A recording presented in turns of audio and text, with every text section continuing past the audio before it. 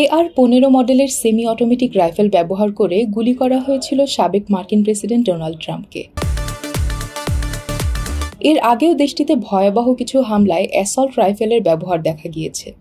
কিন্তু এত অস্ত্র থাকতে ঠিক এই মডেলের রাইফেলই কেন ব্যবহার করেছিলেন হামলাকারী? কারণ এই অস্ত্র দিয়ে একটানা একাধিক গুলি ছোড়া যায়, যার গতিও অনেক বেশি, যা সাধারণ পিস্তলের গুলির চেয়ে 3 গুণ গতিতে ছুটতে পারে। আঘাত হানতে পারে অনেক দূর থেকেও। আক্রান্ত ব্যক্তির ত্বক ও শরীরের ভেতরে ঘটে ভয়াবহ প্রতিক্রিয়া। যুক্তরাষ্ট্রে AR-15 কেনা বেশ সহজ। অঙ্গরাজ্য ভেদে কোনো নাগরিক রাইফেলের দোকানে গিয়ে বৈধ পরিচয়পত্র দেখিয়ে রাইফেল বা শটগান কিনতে পারেন। তবে এর আগে তাকে একটি যাচাই প্রক্রিয়ার মধ্য দিয়ে যেতে হয়। যাচাই প্রক্রিয়ায় অস্ত্রের ক্রেতা আগে কোনো অপরাধ করেছেন কিনা বা মানসিক চিকিৎসা প্রতিষ্ঠানে ভর্তি হয়েছিলেন কিনা তা খতিয়ে দেখা হয়। তবে ব্যক্তিগত পর্যায়ে কেনাবেচার ক্ষেত্রে অনেক সময় এই যাচাই করা হয় না।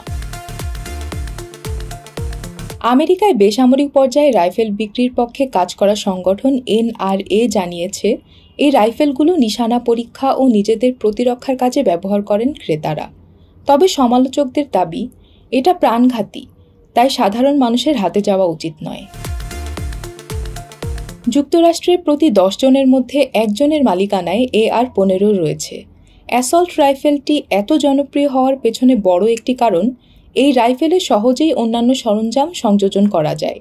যেমন এটির মালিক চাইলেই এতে টেলিস্কোপ ও বড় আকারের ম্যাগাজিন সহ বাড়তি নানা জিনিস যুক্ত করতে পারেন। বিল ক্লিন্টন যুক্তরাষ্ট্রের প্রেসিডেন্ট থাকাকালে 1994 সালে বেসামরিক লোকজনের কাছে AR-15 এর মতো অ্যাসল্ট রাইফেল বিক্রি নিষিদ্ধ ছিল। তবে প্রভাবশালী ন্যাশনাল রাইফেল অ্যাসোসিয়েশনের চাপের মুখে 2004 সালে এই নিষেধাজ্ঞা তুলে নেওয়া হয়। তবে California, Illinois, Maryland, New Jersey ও ওয়াশিংটনের মতো বেশ কয়েকটি অঙ্গরাজ্যে সাধারণ মানুষের কাছে অ্যাসল্ট রাইফেল বিক্রি নিষিদ্ধ।